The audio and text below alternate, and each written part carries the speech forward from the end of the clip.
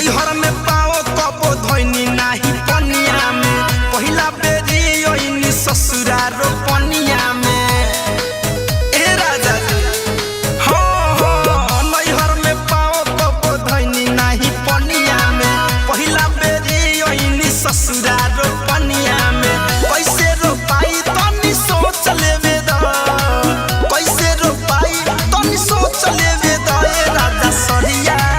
ए राजा सरिया कमरिया में खोस लेवे दो राजा सरिया कमरिया में खोस लेवे दो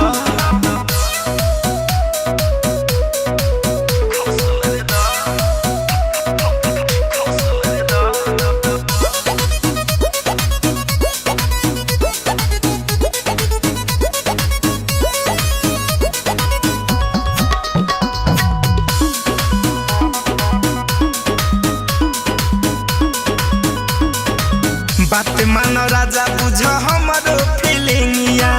हो जाई खराब ना तो पाउडर क्रीमिया ए राजा बात मानो राजा बुझ हमारो फीलिंगिया हो जाई खराब ना तो पाउडर क्रीमिया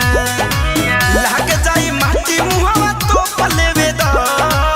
लाग जाई माटी मुहावा तो पलेवे दो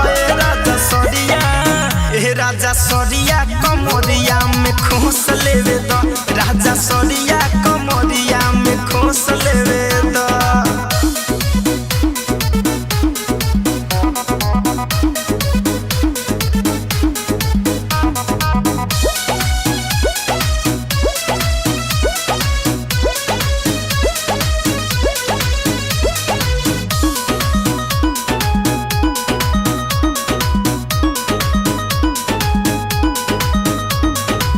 पियावा दिनेश नाही हमारा सहूर हो